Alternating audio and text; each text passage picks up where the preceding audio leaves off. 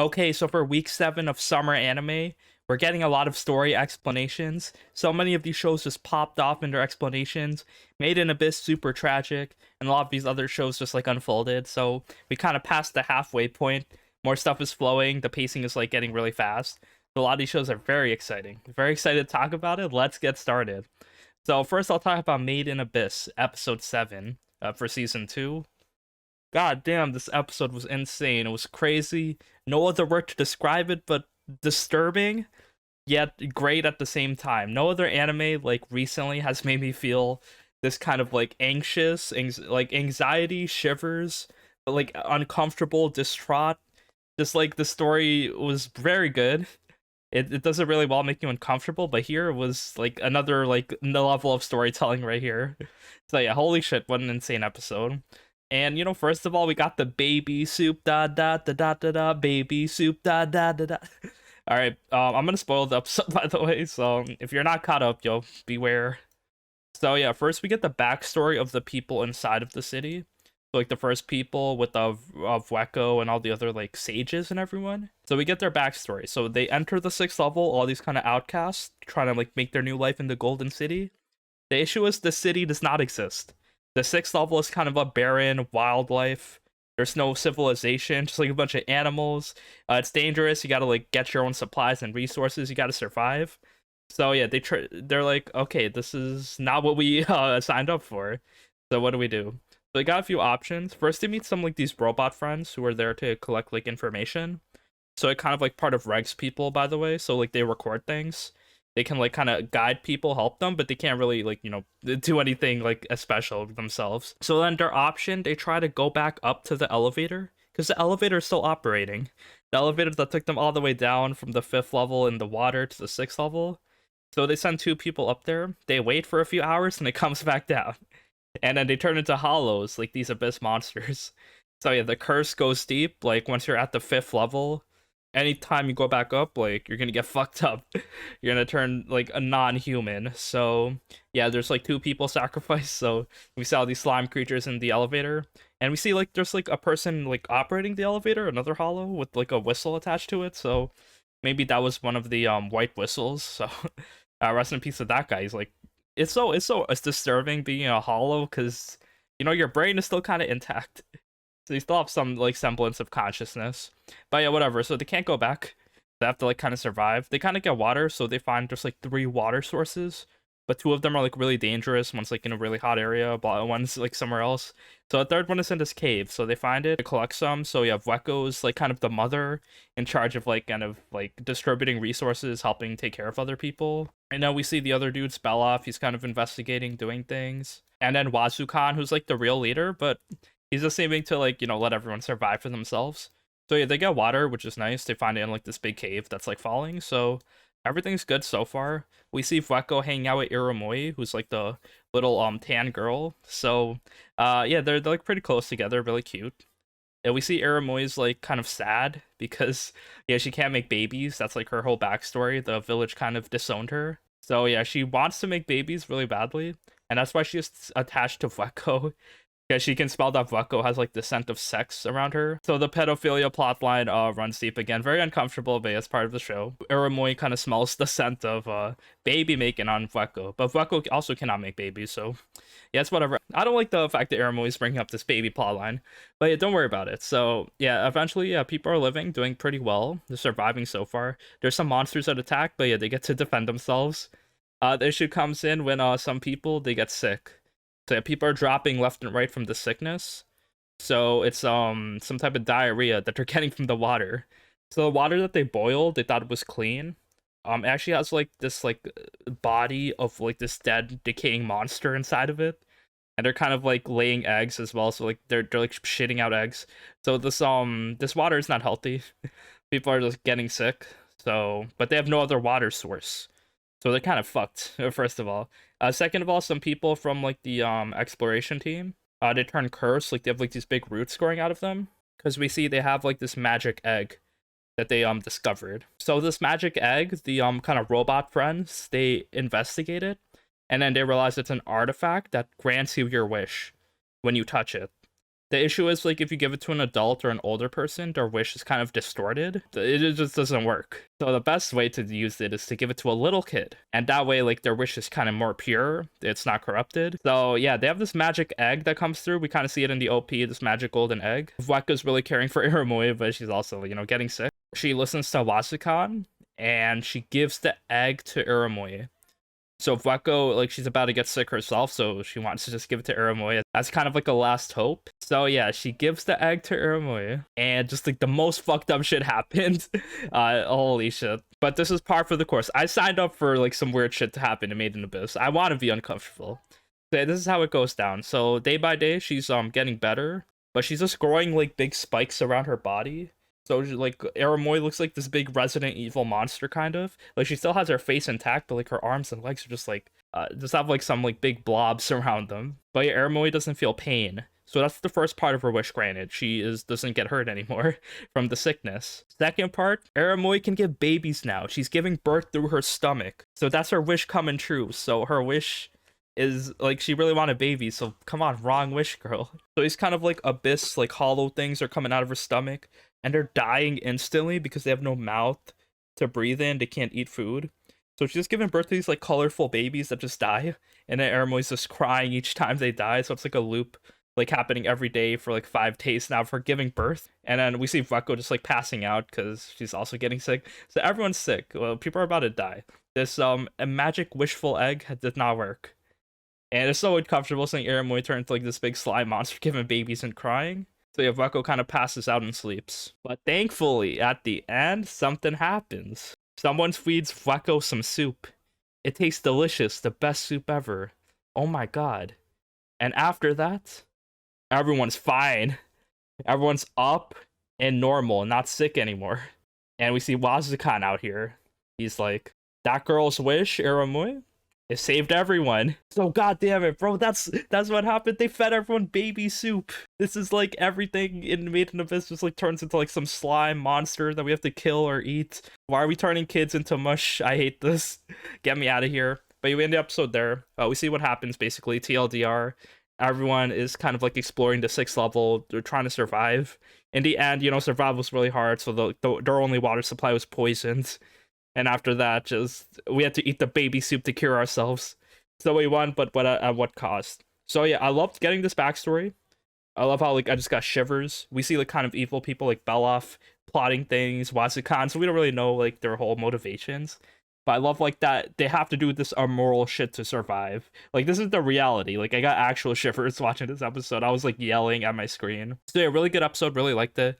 Probably one of the best episodes we had of anime this season. So really loved it. And yeah, we learned their backstory, but there's still like more to go, more to learn. Like what about Fapata? What happened to these guys? Why did they turn to hollows? Like what happened to like the value thing? And yeah, the baby soup, baby soup. So yeah, love this episode. Really recommend this anime. And yeah, I'm excited watching it even more as we get closer to the finales. Okay, and now for Call of the Night, episode 7. A very solid episode. Yo, Ko hangs out with more vampire waifus. Holy shit.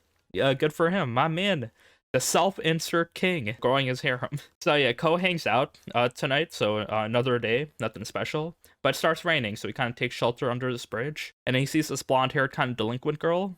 Kind of like smoking outside, and then she like gets hit on by like this businessman, but she like kind of turns him down, and then she sees Ko peeping at her, so she comes in, introduces herself to Ko. What up, Ko? Yo, what a lucky dude. Every time I hang out at night, I just get stabbed, mugged by crack addicts, and this dude just like getting girls. Maybe I should move to Japan. Yo, Japan got the nightlife hidden different. But yeah, he meets this blonde-haired delinquent girl and he follows her. She kind of like tells him some stuff about her life, how she likes to get hit on by dudes. She kind of does it on purpose. She likes hanging out with them. That's how she spends her time. So he kind of follows her. She takes an interest in him, and then they go through like this like kind of sketchy like kind of side paths, this alley, and then she's about to bite his neck. She's a vampire. Holy shit! But then Nazuna comes in at the last second, just runs in and slices her hand off. So it's a fight between Nazuna and this blonde girl. And yeah, the blonde girl's name is Sari. But yeah, random cool fight scene. Bro, this anime got everything. Nice, like, kind of romance, comfortable, self-insert, slice of life vibes. And also we got fight scenes. Good action as well. So it's actually like a cool scene. Like Nazuna's out there doing drop kicks, flying through the air. She's like super strong. The other girl, Sari, just trying to defend herself. But yeah, no, Nazuna's mad because how dare you take my prey? That's some whole shit to do, girl. The issue is not Sari has a partner. Her name is Han. It's kind of like this black hair type of One-san type of character. And then she also kidnaps Ko. And then they fly off to like their vampire hideout. So these are the vampires that kind of run the city. And Nazuna's kind of an outcast. And then they're kind of mad at her because she's just like not making babies. The other vampires are just like, surviving, the sucking blood, but Nazuna's leaving this dude Ko alive, which is kind of like, risky. And basically they take him into like their vampire harem. So there's a bunch of girl characters. So I saw these characters in the OP. I was like, yo, how are we going to get introduced to all like a lot of these new female characters? We're almost done with the anime kind of. They introduced them all at once because they're all vampires. So I'll go through the names. One of them is Suzy Shiro. She's kind of like a normal black-haired girl. There's Honda, the One-san we saw. There's Sari, the blonde-haired girl. And then there's Hidori, who's kind of like this slutty, outgoing girl. And there's also Nico, who's the red-haired leader. So yeah, Nico's out there giving Ko an ultimatum. So fall in love with one of these vampires and turn into a vampire, or we'll kill you. And then Ko, bro, all these girls are after his dick. They want him. He's like, no, I'm saving myself for Nazuna. So all the girls try to like put their moves on him, like trying to be slick, like, oh, I really like you. I can relate to you. They stand next to him, touch his hands and stuff. He's stone-faced, like, no. Nazuna is my girl. And this is because Ko is like, his personality. He doesn't know what love is. So that's the only way this kind of works. But yeah, this 14-year-old dude, all these vampire girls after his dick, he's like, no. And then Nazuna finally comes through. But yeah, this was a funny scene anyway, just seeing all these characters just like interact with Ko, doing their girls talk and stuff. But yeah, Nazuna comes in. So he's like, yeah, me and Nazuna have plans to become a vampire. But like, okay, how long will this take? How long will it take for Ko to become a vampire? So Ko explains it. And he's like, I don't care how long it'll take, how many years, I'll become a vampire. And that's where they pause. That's where we end the episode. It's like, bro, what? Years? We ain't talking about years. Ko, you gotta be a vampire like ASAP. So yeah, we end the episode there. So we don't know if like they'll give us an ultimatum, like a time frame or something. But yeah, I love seeing all these new characters. We meet like 5 new vampire waifus. So yeah, episode was pretty solid, pretty like good way to like advance the plot. We got more characters, we got like kind of the establishment, the hierarchy. So we'll see what's gonna happen next, but really loving this anime. Every episode's so fun. Okay, so for Lycoris Recoil episode 8 this week, very good episode, really loved it. Just like funny, also advanced the plot, some action, very intense. So yeah, just like it has everything, good music, good like, waifus, interactions with girls, everything. So yeah, it first starts up with a slice of life kind of vibe where the finances are going low at the Lycoris Recoil cafe. They're just wasting too much money on doing like spy things, licorice activities, while also helping people and taking care of the cafe. So Takino's in charge with the finances. She's really stingy, so makes people save everything. She stops Chisato from wasting bullets and doing property damage. It's just so funny seeing like this kind of planning for Takina. Whenever some people drops plates, she picks them up Spider-Man style. She like closes the fridge to save electricity, and then they make sure to get paid extra for their jobs. So yeah, things are working well. Takina also has like some marketing thing where she makes a new parfait that looks like a piece of poop. So, but it actually tastes good. I really love this kind of slice of life vibe. It just like felt really good. But then yeah, second half of the anime, we get some actual plot development. So first, Chisato, she's like actually MIA. So Takina sees that something's wrong because Chisato's not picking up her phone. So yeah, Chisato's in her apartment. She's talking to Majima, the dude with the green hair who like kind of shot at her a few episodes ago. So yeah, he's like doesn't like Chisato. He wanted to hunt her down because she was like in charge of like the radio tower incident. And Majima was one of the like kind of underlings there, the terrorist. But then now like they both meet up and then they're not really hostile toward each other. They're just talking because they're both part of the Allen Institute. Like they gave them like a mission with the owl pendant thing. So we don't really know too much about what that's about. But yeah, Majima tells Chisato about like how the Allen Institute, they're gonna ask for something in return type of thing. They're not gonna just like want you to wait around to be like a cafe person. They probably want something bigger from you. So yeah, they kind of want to know each other's missions, but then like kind of it ends abruptly because Takina interrupts them, because she like bangs into Chisato's apartment and then like helps her out. But yeah, we realized that Majima is not really super evil. Like he's evil, but he might have like some interesting like backstory going on about him. So yeah, that's cool. I like the kind of like mystery going through this with this anime. I like how Chisato and Majima are interacting, so that's funny. We're getting close to getting some new knowledge. But after that, Chisato goes into the doctor's office to get a physical, get a checkup. And she was like delaying this. The issue is the checkup nurse. She works like for the Allen Institute, kind of. And she knocks out Chisato. She like puts some like sleeping thing on her. She drugs her. And then Chisato was like sent to like this like emergency room. They're operating on her heart. They're gonna steal her heart. So Takina sees that something is wrong. So she tries to go find Chisato running away. We end the anime there. So goddamn, we see like those lasers pointing at Chisato's heart. It might be too late. But I guess the Allen Institute is getting impatient with Chisato because she's doing like slice of life cafe things. So they want to steal her heart. So hopefully we can save her because I don't want Chisato to die. She's like the best girl. And then Takina's gonna get big depressed if she dies. So yeah, I love this episode. This like balance of slice of life and now the tense story that's progressing. So yeah, I wonder if we can shape Chisato, what everything's about, what her mission is, why the Allen Institute is kind of like doing this. Yeah, overall solid episode. Love watching it each week, and yeah, hopefully everything goes all right as we like kind of continue. Okay, so for Isekai Ojisan episode 5, bro, loving this anime. Like I should have like watched it like so much sooner. Like I saw the first episode and fell off, but like it's just so funny. So yeah, it's episode 5 right now. It's like the Oji-san, the uncle. He's like getting girls left and right, just like so easy for him. So yeah, here he kind of like meets this like ice queen waifu. So we saw her earlier, and then like she's kind of like mad because he kind of like took her job, like he like gave her no purpose anymore.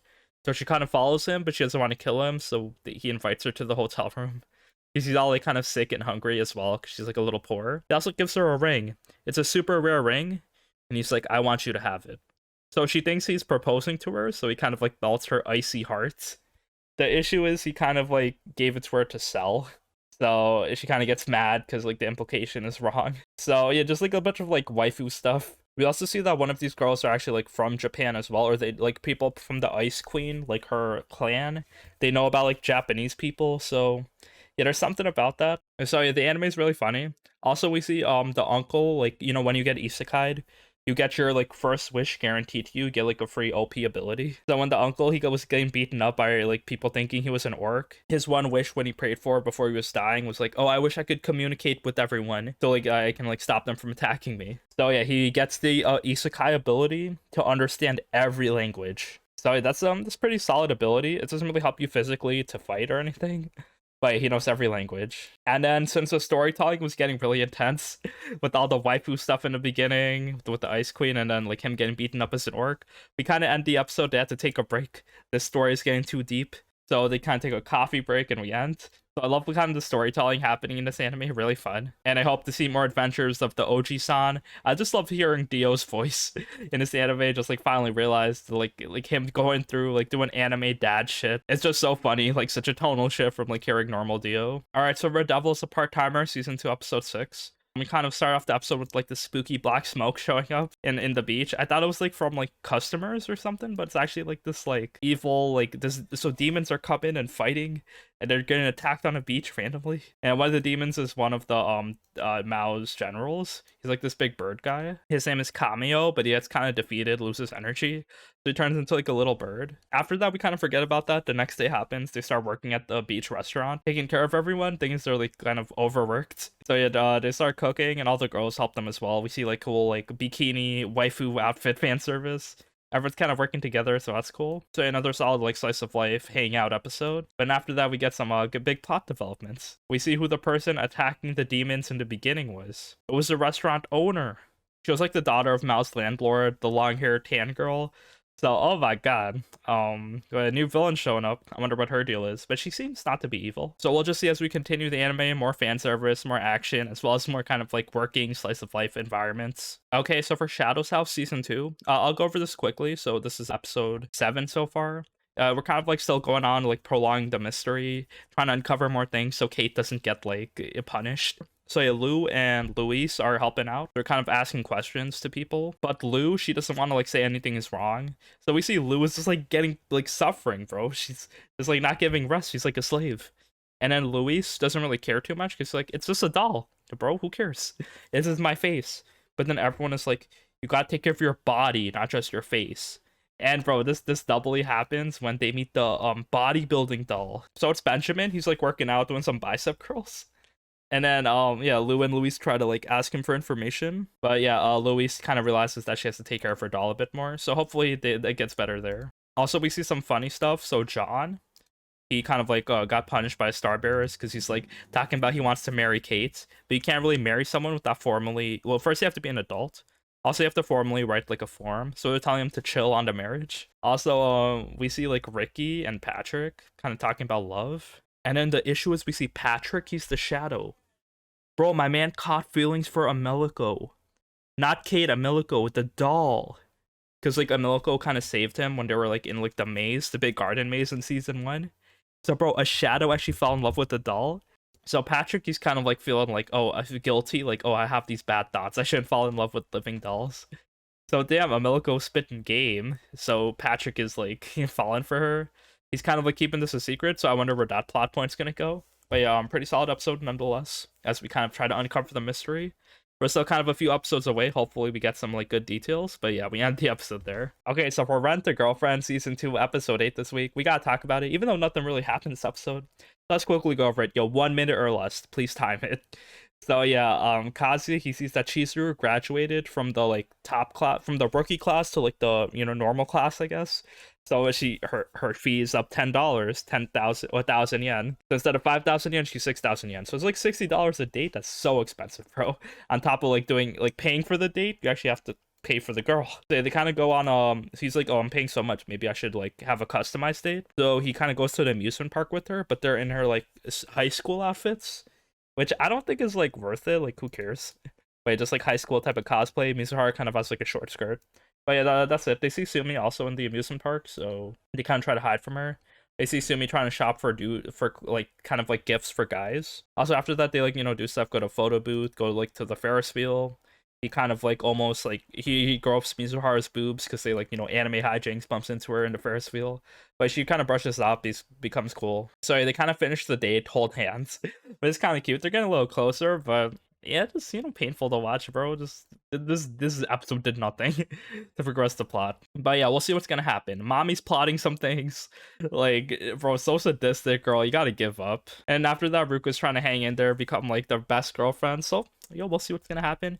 Next episode is called Kiss and Girlfriend. So yo, maybe some spicy shit will happen next time. We will have to see. And that is it for week 7. Thank you for watching. Another week of anime finish. I really love talking about all these animes, how they make me feel. Just like a lot of high moments this week. Hopefully feeling some good feels, either positive or negative. Anything can happen, but I'll see the stories unfold as well as keeping up with some other animes coming out this season as well.